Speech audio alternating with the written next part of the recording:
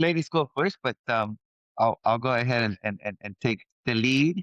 And talking about lead, one of the things that really caught my eye from reading it again is that I forget what I read years ago. And it's so important because when we go back to it, it's reading the word, you read it, you apply it, and then you forget. So that's the pattern that I find myself in. And the big challenge on that first chapter is about being the leader and being what does it take to be a father? What is the definition and how does it look like? And also what does it not look like? And I tend to find myself in that challenge where I have to come back and reset. And one of the things that it talks about is the challenge of being a father. And I believe in my heart, because my wife can attest to this, like I am I try to be a lot more patient, and patience comes from the Holy Spirit. So if I am we talked about the word being Intentional? intentional. Mhm. See, so we're talking the same language, right? So once we as a couple talk the same language, then we are able to show our kids what that looks like. And that's what chapter one to me, just kind of sets the foundation of, who we are as a father, where the where that name comes from. And it comes from our father, you know, God, God the Father. And for us to Amen. yeah, and for us to play that role for our kids, and we are the representation, right? And in my case, I didn't have the best upbringing or the best example even to today. However, it talks about how my dad, I'm pretty sure, was attacked and the enemy is winning. However, we don't give up. And that's what it's all about. It's about not giving up and me being able to break that chain and my kids being able to see, the father, that's me, and also being able to say, oh, my dad looks up to his father, like God the Father. And then I'm able to take that leadership role. um, and thank you. I wanna say thank you to my wife and thank you to you guys for allowing me to come back to this and really remind myself who I am in this household. And and like my cousin said, I was like, those are pretty hard stuff on that chapter one that sets you up for that big, huge responsibility as a husband, as a father, and and as a son to God. Yeah. I love how it talks, like you said in the book, about fatherlessness. And uh, I think that a lot of people have father issues. And you don't realize it sometimes. And I saw a guy that he also has clips in a podcast, and he talks about how his life has been. And I remember one time where he said, I had a lot of father issues. He was an alcoholic. He was this, he was that. I had a horrible childhood with him. And he really made my childhood just miserable. When I got saved and I'm getting discipled, this man tells me, you need to ask him for forgiveness. And he's like, Yeah. what? That? He's like, he needs to ask me. And just a very intense moment for him. And then when he sat down and he prayed about it, he was like, I, ne- I need to do this. And so he went to his father and he told him, I'm sorry for all the things that I did to you, for not being the son you wanted me to be. And he was really emotional. And after I asked him for forgiveness, he broke down and he was like, "I'm sorry. No, I'm sorry." And so, it's weird to realize that forgiveness can really help with those issues. And when our earthly father doesn't meet the requirements that our godly father does. It just kind of reminded me of how on our journey sometimes our fathers do fail us and we have to forgive them for it, you know? Yeah. I think that's very important too. 'Cause for me, that was for a long time, that was forgiveness was always very difficult for me just to say forgiveness. I just shoved it in a corner and kept it to myself. And even to this day, I still struggle with a lot of insecurities of what I carried even from that, um, from not my father not being there. The stuff that I see, sometimes I even ask myself, did that stuff really happen? You know, like, did I really go through that? And so, and so now, within the last couple of years, I started realizing I had to change a lot of stuff within me, um, for my kids. Like, try to be the example of like reading the word or seeking godly advice. They don't see me doing like be more intentional, like you said, the hugs, and I did that the other day. Kind of remind me when you told me that. Yeah. I hugged Anaí and I hold her, and then next thing you know, Benjamin comes in there, and then Caleb comes in there, and the only one that looks at me all crazy is William. It's like, I the Yeah. teenager is like, "No, I'm not gonna be showing no love today." Yeah, and I remember whenever, we were first talking, and William was just a little baby, little kid, and I remember, he'd be so excited. We'll go get her some flowers, and I'll take her to her work, and a lot of people going upstairs, they were like, "Can that's who's those flowers for?" And I told her for his mama. And so they're like, "Good job," and they'll just praise him for it. I think those are the things that they see in, uh the love that we have for each other also reflects with them. So we are a reflection of our kids. So I think it's just trying to be that godly example. Um, and sometimes I feel like I fail at it and I let them know I'm not perfect and I will fail you at certain points of us, but I'm trying to do it at my best intention, what God gives me and gives me guidance at that point. But yeah, it's been an awesome book. I haven't really had time to dig deep into it. So yeah. Yeah, that's awesome. So I did wanna read the resolution, number 1, so we can stay on track. So resolution number 1, I will accept responsibility for myself, my wife, my children, and my home, and will seek to love them, protect them, and serve them as God calls me to. So I think a good question that was asked is, what part of that would you say would be the most heaviest or most convicting in the resolution?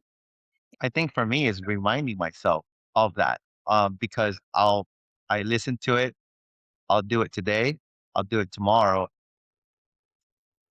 But being able to do that, you know, um, time and time again, and not being able to forget, I think that that's my biggest challenge because I hear it, I get motivated, I try to be intentional, um, but when the challenges come, like it's what the Bible says that even like people who don't believe in God, when they have joy, right? Like they love, you know what I mean? They love and they have joy, but it is when people get upset, when people let you down, when people don't meet your expectations, when you don't get what you want, that's when the true challenge comes in. And I think that that is my biggest challenge, to be able to, be the same joyful, intentional person, not when everything's going my way, but when things are not. And so, would you agree, Hen? Yeah. Totally, totally. This is kind of like the preparation to have tools. So when those moments, um, because it's gonna come, it's a matter of when, right? But how we're gonna deal with that, how we're gonna navigate through that, is how it shows, the Bible that you are. Because some person said like, be the Bible to others. Maybe you are the Bible for the person that doesn't know And then it's like, okay, how you deal with that? Well, that wasn't very, spiritual. Or so, but we're gonna have our moments. That's for sure. And then that's the thing, like how we're gonna deal with the kids not listening, or the kids doing their own thing, the kids that are willing and making their decisions, or your spouse making going through. I mean, leadership is hard. I mean, all these decisions, we're taking the family, we're taking the kids, being an example, show up with your best is, I mean, my respect. your your paper is very crucial and important, and the kids are being also keep us accountable, Oh, right? yes. Keep us accountable. It's like, Mom, why you doing this? I'm like, okay. And then you said, "We win, right?" Oh, yes. Yeah. Especially your oldest one. I mean, he be praying for you guys to be forgiven all the time. It's like, you didn't pray before your food. Father, forgive these adults. It's like, I'm Yes. still convicted about that. You do have to be intentional, and it is hard to forget sometimes. But as you remember and as you do it, you're building that character, you're building those habits. And so you eventually become that character, right? Of being considerate. And I really appreciate that, because whenever you called Ruben, I was in the kitchen cooking, and you called him and you said, "Hey, I would love for you to hop into this meeting." And instead of just being like, "Come on, let's go," as a married man, you said, "Hey, if it is okay with your wife to get on there, if it's not, then I would love for you to be in the meeting if you want to ask her first." And I thought that was just so considerate of you to say that. And single men don't understand that. Because I wasn't gonna say no, but the thought of being considered was huge, because honestly, I was cooking, but I knew it was gonna take me at least, an hour to finish everything. But what if the food was already ready and he was just gonna go hop on that meeting, and I would have felt a little bit more, you know what I mean? Yeah. Uh, Upset about him not taking it into consideration. And so I think that you just did that because that was your character. Does that make sense? Yeah, and that character comes through trials and my wife telling me like you gotta take me into consideration. So and A lot of training. a lot of trainings, right? And also just being able to be open about that training today, same time. So plan it out. So now you guys know, Is plan it that out. Oh, is that okay with you? You know? Oh yeah, no, yeah, no, that's for sure. And so for me, that I think that's for men. It's for a lot of us is that's the difficult part of it. It's like making time. Sometimes we just get so consumed on the stuff that we're doing, and I get home and Benjamin's like, "Dad, I want to play with you." And so, okay, I still have to do this and do this, but we'll have time to do. And sometimes I won't even do it. It's being intentional. Okay, we're going to spend this time together, and he knows that we're going to spend that time together. And like with Anna, she's a little bit more difficult because she could be. She really doesn't tell me what she wants to spend time with me. And so, like, it's just kinda like for her, she's like, "Well." I trained him wrong. So, like, Is now what it's just like, "Okay, if I'm doing this, I don't need you to, you know, I don't need that space with you at this time." Like, so it makes it difficult for me 'cause I was the opposite. I'm like, "I wanna spend every moment." Like, and she's the complete opposite. She's like, "I need my space. I need to No, do this. If you have whatever." I mean, I'm like, we need less is better. we need to we need to plan. It's about quality, not quantity. Yeah, like, she's like, "Well, if we don't do that much time together, well, I'll miss you more and I just like, how's that even work? Like in my mind, I mean, but I and sometimes, in marriage, it's we're like, you want to give up. And in this, I guess it was that Robinson guy that the one with the book we were doing. I think I saw a little clip where he said like, um, He's like, "Would you give up on your kid?" You know? And I'm like, "Would you love your kid no matter what he did?" And I was like, and I thought to myself, like, "Yeah, no matter what my kid does, I will love him and I will never abandon him." He's like, "Why do you feel the same with your kids, but you don't feel that same way about your wife?" Yeah, no matter what she does, you're a team. You guys should be working. Just like you love your kid, why would you think the same thing? Why would you want to invest a divorce or anything like that? And so that really made me put it into perspective of like, okay, sometimes we get our emotions get the best of us. But like, when you look at it that way, I'm like, there's no way my kid could do the worst thing in the world. I would agree what he did, but I still love him. Yeah. So And I think that's a good transition into what I would like for you guys to maybe expand on a little bit more on the resolution where it says, I am responsible for my wife. What does that mean to you guys?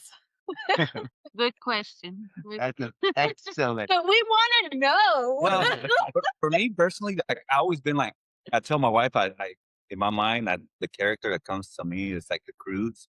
I'm like the dad, and I'm like, if you go outside the cave, you would die.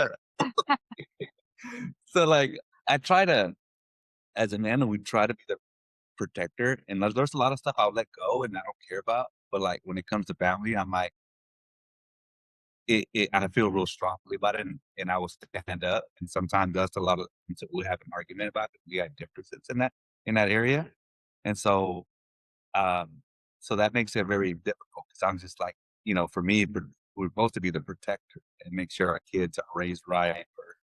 I've been around with my dad. My dad was like, the man gets to do whatever he wants. Like he's the man of the house. He dictates what goes on. But for me, I never looked at it. I saw everything that my mom went through and my sisters went through and what I went through. That's not that's not the way you should do it. And so sometimes I try to protect too much, and sometimes I need to know how patience and they have to do their own mistakes as Yeah, I'm like the daughter over here. Like I'm like, well, there's so much to see. well. Yeah. I'm not gonna go out at night when you don't know. He's like, what's wrong with you?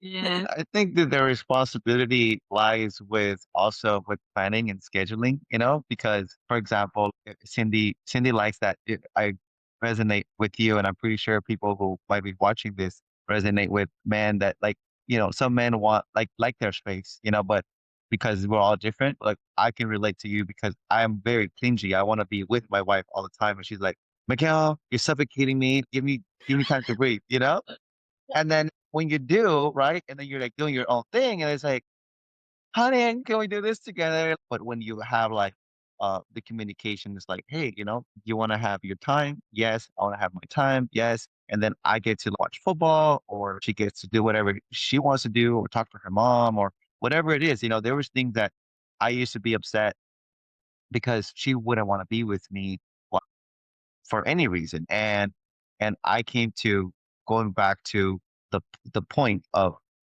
how do we take care of our wives, right? Like how do we take care of them? And that is by communicating with them in regards to what they want. And we don't listen all the time. I know I don't.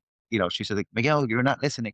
And I think that's a cue too. Now when she tells me you're not listening, before or even still now, I try to be more intentional when she's telling me you're not listening to listen. So Listening, at least the listen, so listen, listen. So and then just listening and being able to communication, right? I think so, yeah. I think it's such a big word though. Communicate. You hear that, right? Communicate, communicate. I'll tell you one thing though, and I think that this just lays it down. God's wisdom. I was talking to somebody and they've been married for 30 plus years, and I asked them, what is the secret? Someone that I just met that saying that and they, they were saying that they've been married for 35 years. And I said, what is the secret? And I thought he was going to say communication. And he said, God, putting God first.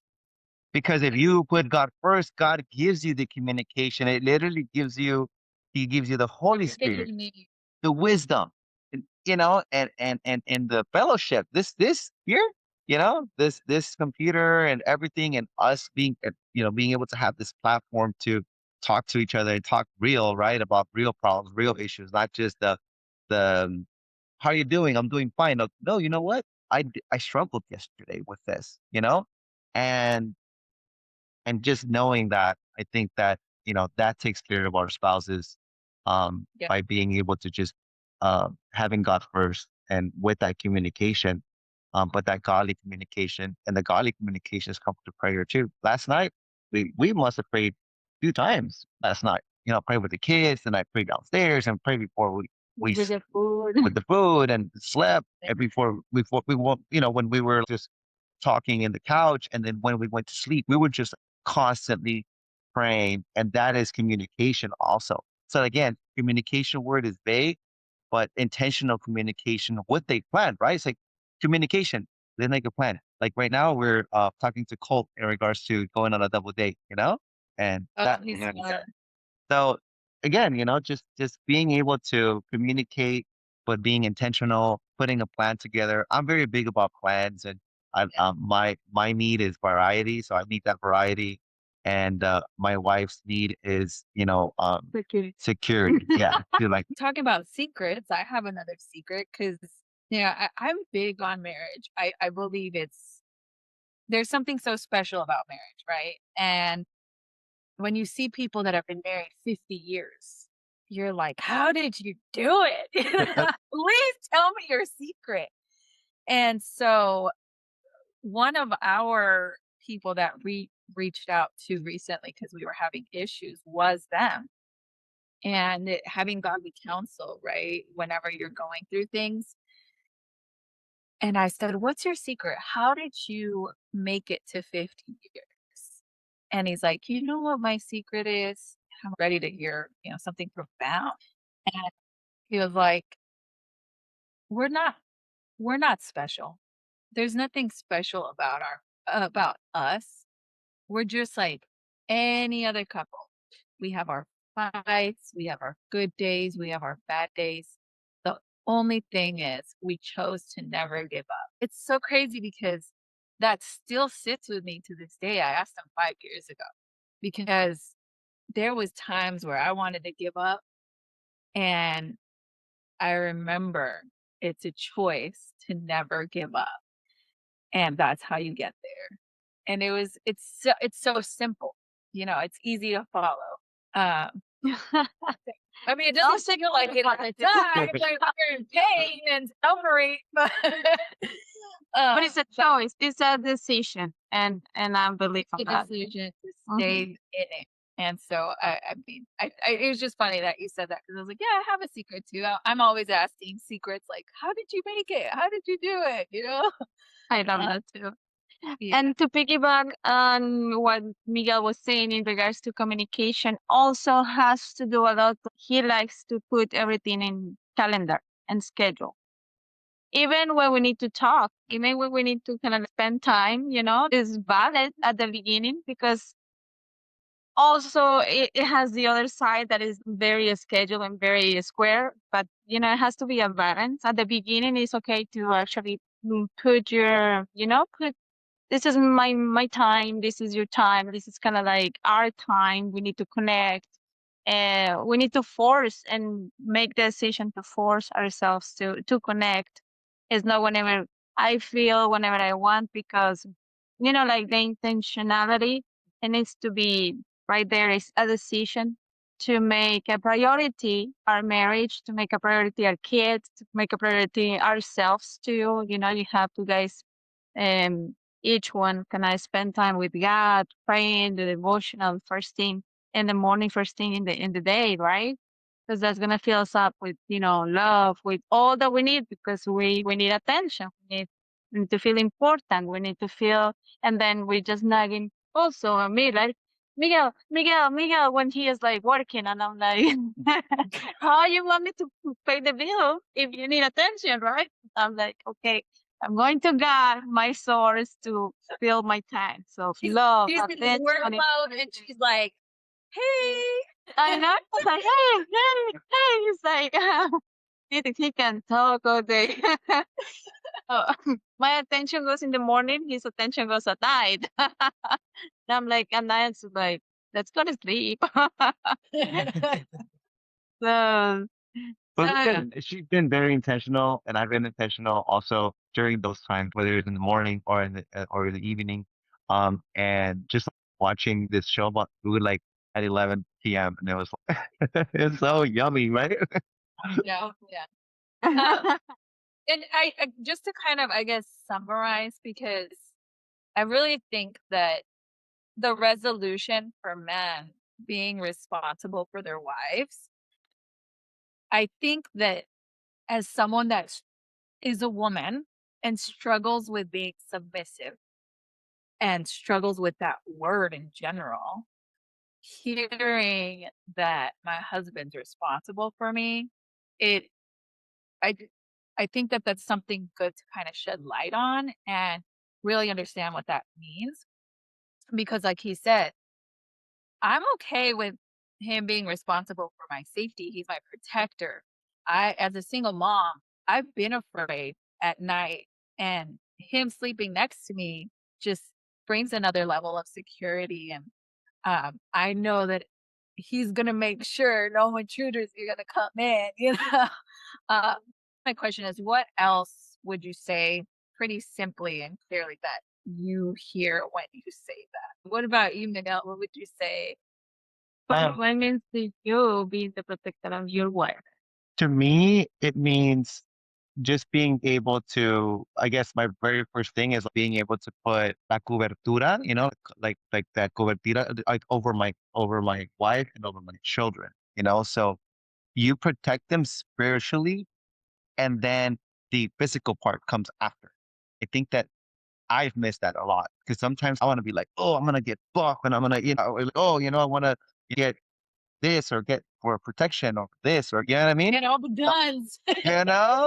Or alarms or cameras or whatever. And at the end of the day, I believe that the spiritual world, it's a lot more heavier than the physical world, and I can attest to that. That's good. That's really good, actually, Being able for to sure. cover them with that protection that I know comes only from God and not me, but it comes God, me, and then me, family. If you know that order, that's what this book is about. This book is about that. Is about the order that you put your family in, and it's not because we're above. That's the other thing too. Another big misconception is like we're not above our wives. My wife talked about that the last time we met. Is we're side by side like this. I'm not above her. She's not above me.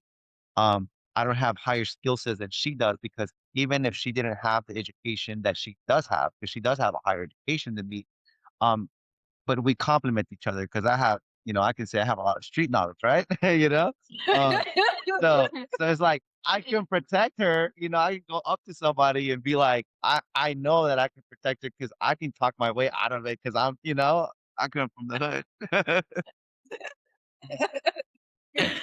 Well, That's really good. head and the neck, right? So you piggy right back. Like, what is a head without the neck? Nothing, like. And what is a neck without the head? Like nothing. Like we cannot like support into each other. It's like, what do you think about this? What do you think about that?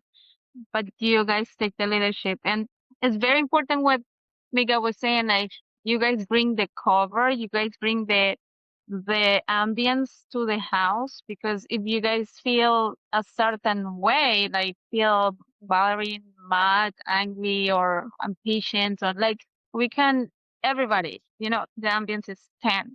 So Yeah. that's why, like, it's very important to go in the mornings to bring up ourselves up, and like in the resolution of the, like, the first part, it says like how to be thankful and content about what our role is, right?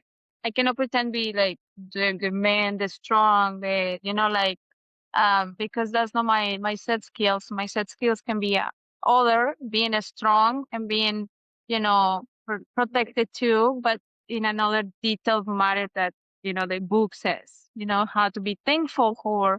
And when we're thankful and content, like, the brain, kind of like wash brain, it's gonna be much better than what better than go to God and go to do His plans. You know. Knowing our roles, And I think that it's so true though, because a lot of times men try to protect women in the physical realm and they completely miss the spiritual warfare that's going on. And I hear this a lot, especially with from Christian women. They're like, well, if he would pray more, or if he would go to church more often, or if he was in a men's group, or I saw him read the Bible once in a while, it'd be easier for me to like, be submissive to him.